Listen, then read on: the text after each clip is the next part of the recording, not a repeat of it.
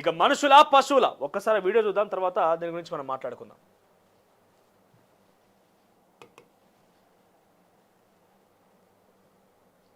So college లోపలికి పోయి చూస్తే ఇది నారాయణ కాలేజ్ అనుకుంటా బహుశా.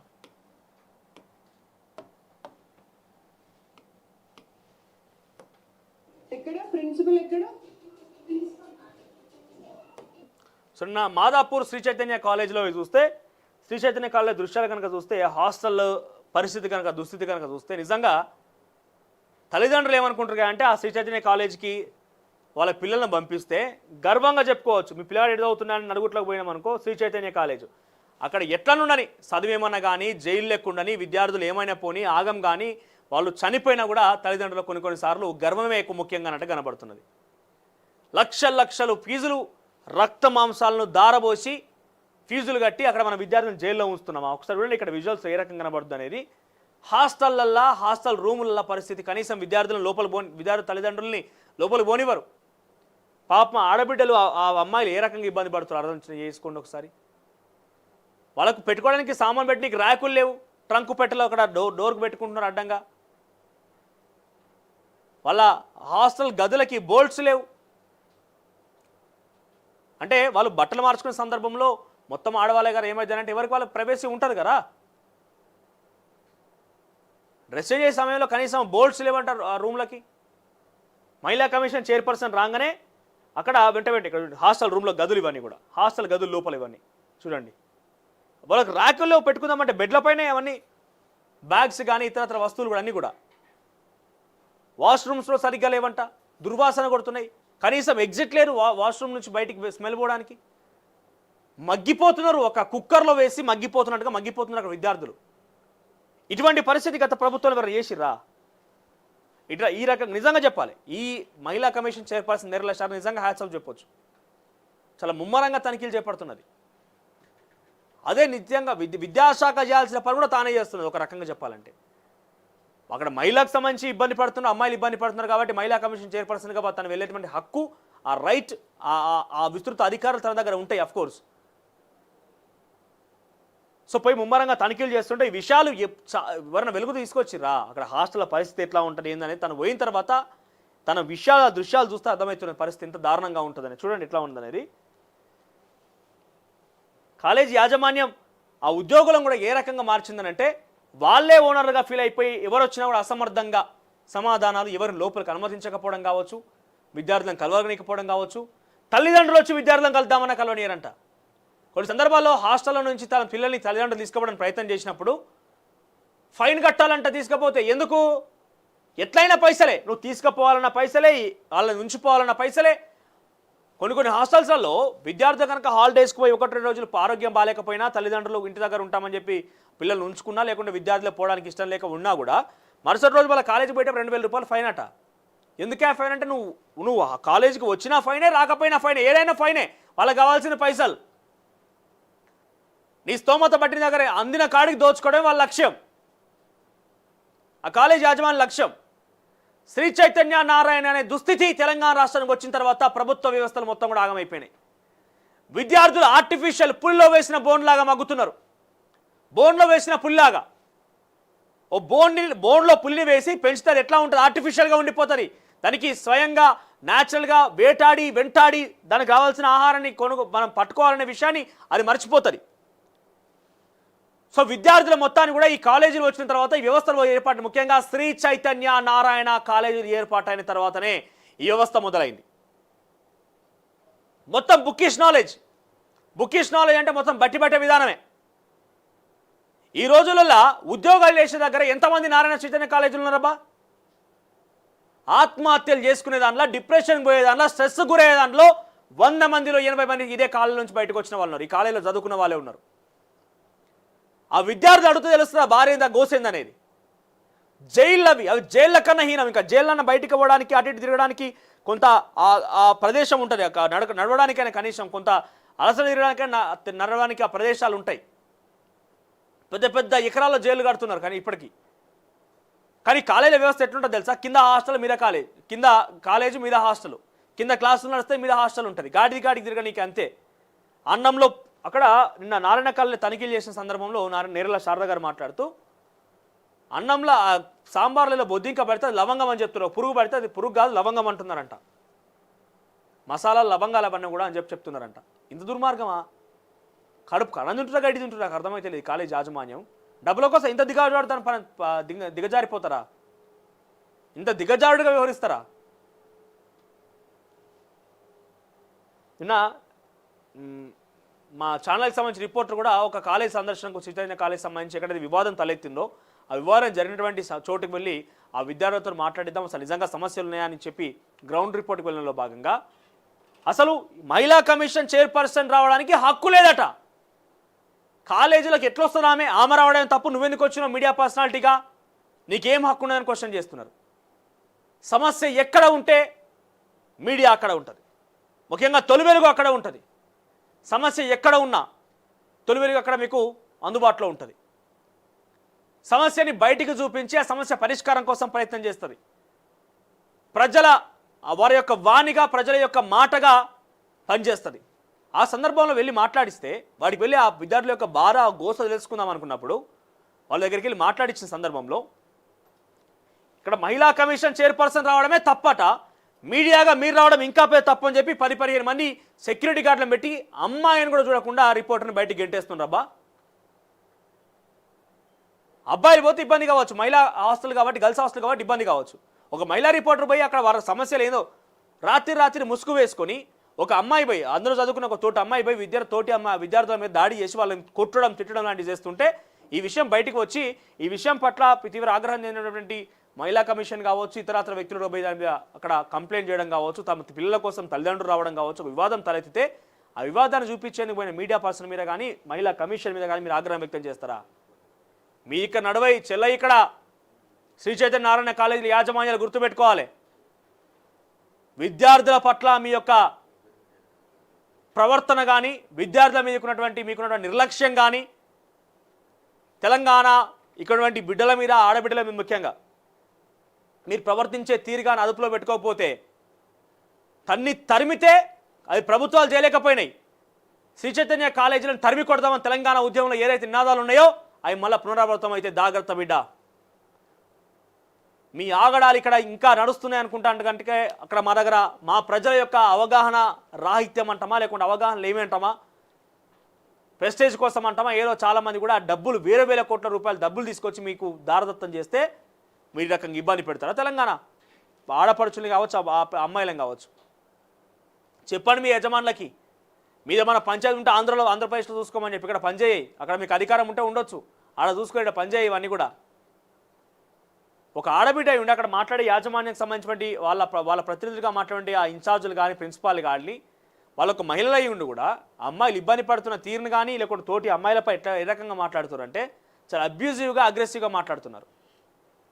మహిళా కమిషన్ చైర్పర్సన్ వస్తే ఆమెకి ఏం హక్కు ఉంటుంది, ఆమె ఎందుకు వచ్చిందని క్వశ్చన్ చేస్తున్నారు. అంటే మీ కాలేజీలు సపరేట్ ఫ్రీడమా ఇక మొత్తం ఈ తెలంగాణ రాష్ట్రంలో, లేకపోతే ఈ వ్యవస్థకు సంబంధం లేదా మీ కాలేజీలకి? మీ కాలేజీ ఆంధ్రప్రదేశ్ లేకపోతే ఇక్కడ తెలంగాణ రాష్ట్రానికి సంబంధించిన ప్రభుత్వ అధికారులు కానీ, ప్రజాప్రతినిధిగా రావద్దా? ఎట్లా వస్తారని క్వశ్చన్ చేస్తున్నారు. చూడండి ఎంత దుర్మార్గమైన పరిస్థితి అక్కడ అంటే, ఎగ్జిట్స్ లేవు, ఫ్లష్ లేదు, లీకేజ్ అవుతున్నాయి. కనీసం అది ఒక్కొక్క చిన్న రూములల్లో 4-5 విద్యార్థులను పెడితే ఊపిరాడదు కనీసం వాళ్ళ కాడ. ఆ కాలేజీలో చదివేటువంటి విద్యార్థి తల్లిదండ్రులు ఒకసారి కూడా మీ యొక్క పిల్లలు ఏ రకంగా బాధపడుతున్నారు అనేది, ఎంత ఇబ్బంది పడుతున్నారు అనేది. మనం ప్రెస్టేజ్కి గొప్పలకు పోతున్నాం, కానీ విద్యార్థుల పిల్లలు ఏ రకంగా బాధపడుతున్న విషయం మనం గమనించలేకపోతున్నాం. చూడండి కనీసం వాళ్ళు పెట్టుకోవడానికి, సామాన్ పెట్టుకోవడానికి రాకలేరు. ఒక వ్యక్తి అటు పోతే ఇంకో వ్యక్తి తిరగడానికి అక్కడ చోటు లేదు. చిన్న అగ్గిపెట్టెలు లాంటి రూములు, దాంట్లో 3-4 విద్యార్థులు. చూడండి ఆ బెడ్ పైనే ఆ సామాన్ అంతా వేసి ఇక్కడ చెత్త చెదారం ఇదంతా కూడా చూడండి.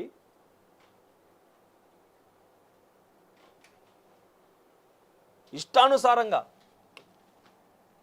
కార్పొరేట్ విధానం వచ్చింది, ప్రభుత్వ విద్యాలయాలు మొత్తం ఆగంబట్టి చేయడం కాకుండా ఇక్కడ శ్రీ చైతన్య నారాయణ కాలేజీలో వచ్చిన తర్వాత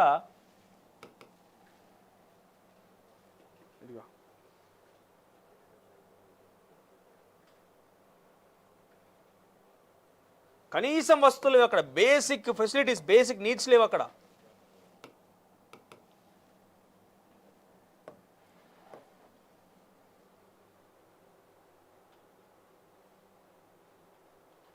బేసిక్ నీడ్స్ లేవు అక్కడ.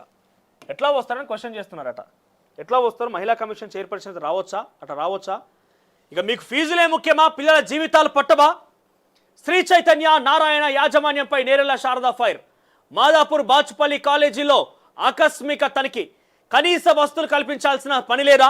ఇవి హాస్టల్లా లేవు, జైల్లా ఉన్నాయి. మీరైతే ఇలాంటి చోట్లో ఉంటారా? కాలేజీ యాజమాన్యం పైన ఆగ్రహం వ్యక్తం చేసింది.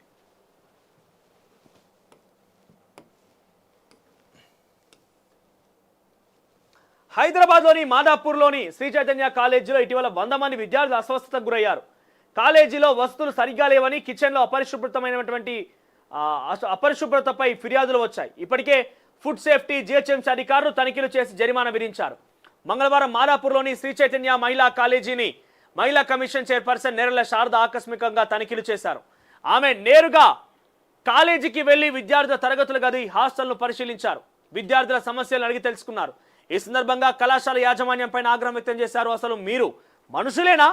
పిల్లలతో మీరు మనుషుల్లా నడుచుకుంటున్నారా అంటూ విరుచుకుపడ్డారు. కారణాలు చెప్పి తప్పించుకునే ప్రయత్నం చేయకండి, వస్తువులు ఏర్పరచకుండా విద్యార్థులు ఇబ్బంది పాలు చేస్తున్నారంటే అంటూ ఆగ్రహం వ్యక్తం చేశారు. కాలేజీ ముందు కారు ఆగగానే కాలేజీ లోపల ఎందుకు లాక్ చేశారో చెప్పాలని ఆమె కాలేజీ సిబ్బంది నిలదీశారు. ఆమె కాన్వాయ్ రాగానే పోయి తొందరగా గేట్ లాక్ చేసుకున్నారంట. అది జైలకనద్వా. నిజంగా అక్కడ మీరు కాలేజీలు, ముఖ్యంగా నారాయణ శ్రీ చైతన్య కాలేజీల వ్యవస్థ చూస్తే ఆశ్చర్యపోతారు. గేట్లు ఎప్పటికీ లాగానే ఉంటాయి. లోపల ఏదో జైలు ఉన్నట్టు, వాళ్ళకు శిక్ష వేసినట్టుగా వింత పోకడలు, వింత వింత చేస్తారు అక్కడ. ఆ మనుషుల్ని వాళ్ళ మైండ్లలో ఒక బుక్కిష్ నాలెడ్జ్ నింపేసి వాళ్ళ ఒక మెషిన్ లాగా తయారు చేయడమే శ్రీ చైతన్య నారాయణ కాలేజ్ యొక్క పని. ఇక తరగతి గదులను పరిశీలించి కాలేజీ యాజమాన్యం తీరుపై అసహనం వ్యక్తం చేశారు. భవనంపై నుంచి లీకేజీ నీరు భోజనంలో పడిందని చెప్తే ఏమీ కాదు తినండి అని విద్యార్థులకు ఉచిత సలహా ఇస్తారా? పైన పెచ్చులుడు పోయి ఆ వాటర్ లీకేజ్ అయ్యి భోజనం గంజులో పడుతున్నాయా అంటే ఏంగా తినండి అని చెప్పి అసమర్థంగా సమాధానం చెప్తున్నాడు కాలేజీ యాజమాన్యం. ఇలాంటి ఇరుకు గదుల్లో మీరైతే ఉంటారా అంటూ ఆమె సిబ్బందిపై విరుచుకుపడ్డారు. 5 ఫ్లోర్లో ఉన్న భవనంలో అన్ని గదుల్లోనే ఇదే పరిస్థితి ఉందా అంటూ ఆమె ప్రశ్నించారు. విద్యార్థులతో పాటు మమ్మల్ని కూడా 6 నెలల పాటు హాస్టల్ రూమ్లోనే ఉంచితే అప్పుడు వారికి ఎదురయ్యే బాధలు ఏంటో తెలుస్తాయని అన్నారు. పిల్లలతో మీరు మనుషుల్లా నడుచుకుంటున్నారంటే ప్రశ్న వర్షం కురిపించారు. సో శ్రీ చైతన్య నారాయణ కాలేజీలపై విస్తృతంగా తనిఖీలు చేస్తున్న నేపథ్యంలో ఇంకొన్ని మాటలు ఉత్పన్నమవుతున్నాయి. ఏంటంటే నిర్మల్ జిల్లా కస్తూర్బా గాంధీ బాలికల విద్యాలయం జూనియర్ కళాశాల ఆకస్మికంగా తనిఖీ చేశారు. ఆమె విద్యార్థులు ఎదుర్కొంటున్న సమస్యలపై ఆరా తీశారు. రిజిస్టర్లను తనిఖీలు చేసి ఎంతమంది విద్యార్థులను ఆరా తీశారు. సమస్యలు పరిష్కరించాల్సిందిగా సంబంధిత అధికారులు ఆదేశించారు. చైర్మన్ నేరెళ్ల శారద. ఫీజులు ముఖ్యమా? పిల్లల జీవితాలు పట్టవా? ఏం తమాషాగా ఉందా? ధనార్జన తప్ప విద్యార్థులకు జీవితాలపై పట్టింపు లేదా అంటూ రాష్ట్ర మహిళా కమిషన్ బాచుపల్లి నారాయణ కళాశాల యాజమాన్యంపై సీరియస్ అయింది. సో మేడ్చల్లోని బాచుపల్లి నారాయణ కాలేజీలో జూనియర్ కళాశాల సంబంధించి హాస్టల్ కనీస వస్తువులు ఏర్పాటు చేయకుండా విద్యార్థుల జీవితాలతో ఆటలాడుతుందని కమిషన్ చైర్పర్సన్ నేరెళ్ల శారద ఆగ్రహం వ్యక్తం చేశారు. సో ఇక్కడ ఒక విషయం ఏంటంటే, సో రాష్ట్ర ప్రభుత్వం మేము కూడా కోరుకుంటున్నాం, మీరు కేవలం ఇక్కడ తనిఖీలు చేస్తున్నారు ఓకే. ఈ స్కెచ్ ఏంటంటే రేపటి రోజున శ్రీ చైతన్య నారాయణ విద్యా సంస్థ ఇక్కడ నుంచి తరిమి కొట్టడమే లక్ష్యంగా తెలంగాణ యావత్ ప్రజానికం కోరుకుంటున్నది. మీరు నెరవేర్చే ఆ సత్తా, ఆ స్థైర్యం మీ దగ్గర ఉందనే రాష్ట్ర ప్రజానికం భావిస్తోంది. ఈ తెలంగాణ ప్రజల్ని విద్యా పేరిట దోపిడీకి గురి చేస్తున్నటువంటి శ్రీ చైతన్య నారాయణ కాలేజీలని పర్మిషన్లు లేకుండా ఒక క్యాంపస్ పేరు మీద పర్మిషన్ తీసుకొని 3-4 బ్రాంచీలు పెట్టి ఇష్టానుసారంగా ప్రజల యొక్క మాన ప్రాణాలని విద్యా వ్యవస్థ పేరిట ఆగం పట్టించిన శ్రీ చైతన్య నారాయణ కాలేజీలని తెలంగాణ రాష్ట్రంలో తదుపరి అకాడమిక్ ఇయర్ నుంచి వాటిని అమలు చేయకుండా రద్దు చేయాలని చెప్పి తెలంగాణ యావత్ ప్రజానికం కానీ విద్యార్థి తల్లిదండ్రులు కోరుకుంటున్నారు. ఎందుకయ్యా అంటే కొంతమంది దీని విషయంలో మనకు వ్యతిరేకించవచ్చు, నన్ను విభేదించవచ్చు కూడా. కానీ విద్యా వ్యవస్థ అనేది వచ్చిన తర్వాత పూర్తిగా డబ్బుమయంగా అయిపోయినాయి. ఎంతమంది శ్రీ చైతన్య నారాయణ కాలేజ్ చదువుకున్న విద్యార్థులు ఐఐటీలు, ఎన్ఐటీల్లో పాస్ అవుతున్నారు, నీట్లో ఐఐటీలో ఎంతమంది పాస్ అవుతున్నారు, ఎంతమంది విద్యార్థులు ఉద్యోగాలు చేస్తున్నారు, ఎంతమంది విద్యార్థుల యొక్క భవిష్యత్తు బాగుపడ్డదనే శాతంతో పోలిస్తే ఆత్మహత్యలు, ఆక్రోధనలు, డిప్రెషన్ గురైన వారు, మెంటల్గా టార్చర్ ఎదుర్కొని ఒక సైకలాజికల్గా ఒక ఆవేదన ఎదుర్కొంటున్న వాళ్ళ సంఖ్య ఎక్కువగా ఉంటుంది.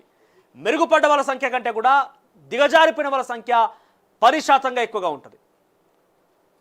సో ఈ నేపథ్యం మీరు చెప్పండి, ఇంకా శ్రీ చైతన్య నారాయణ కాలేజీల యొక్క యాజమాన్యాన్ని, ఆ వ్యవస్థని, ఆ విద్యా వ్యవస్థ పట్ల వాళ్ళు చేస్తున్నటువంటి విధానాలని, వాళ్ళ యొక్క ధనార్జనమే ధ్యేయంగా ముందుకు పోయేటువంటి ఆ సిస్టాన్ని ఇంకా ఎంకరేజ్ చేద్దామా? ప్రభుత్వం తక్షణమే అట్టి విషయాల మీద రాష్ట్ర ప్రభుత్వం ఫీజు నియంత్రణ చట్టం తీసుకురావాలి.